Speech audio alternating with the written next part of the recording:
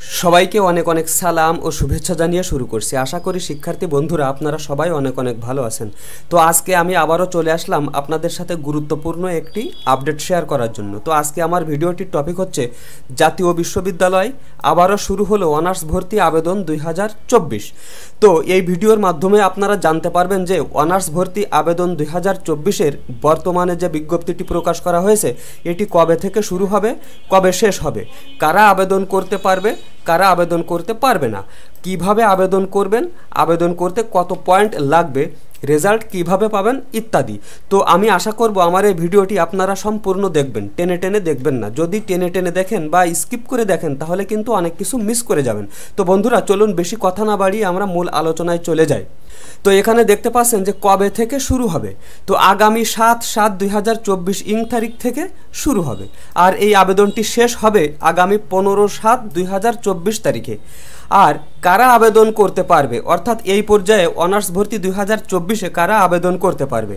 তো বর্তমানে চলমান অনার্স ভর্তি কার্যক্রমে যে সকল শিক্ষার্থী অন্তর্ভুক্ত নাই বা যারা আবেদন করতে পারেন নাই তারা আবেদন করতে পারবেন।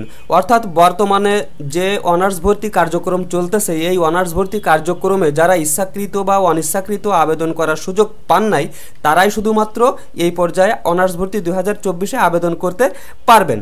আর কারা আবেদন করতে পারবেন না, তো এখানে বলা হচ্ছে যে বর্তমানে চলমান অনার্স ভর্তি কার্যক্রমে যে সকল শিক্ষার্থী অন্তর্ভুক্ত আছেন এবং ভর্তি হয়েছেন বা ভর্তি হন নাই, চান্স পেয়েছেন বা চান্স পান নাই, তাদের কেউ এই পর্যায়ে আবেদন করতে পারবেন না।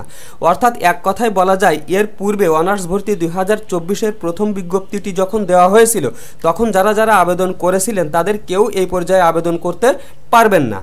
5 নম্বরে বলা হচ্ছে যে কিভাবে আবেদন করবেন।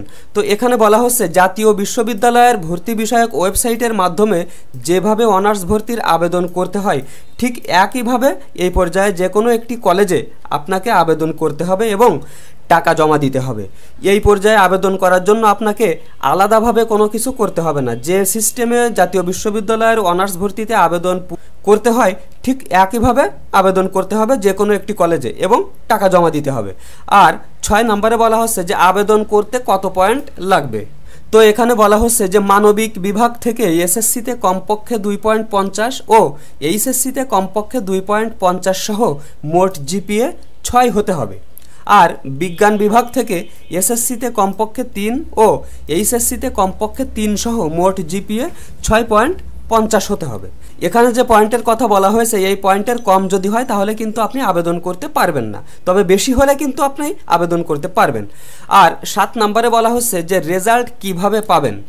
তো এখানে একটু খেয়াল করে দেখবেন যে এই পর্যায়ে যারা অনার্স ভর্তি 2024-এ আবেদন করবেন তাদের জন্য আলাদাভাবে কোনো মেধা তালিকা দেওয়া হবে না।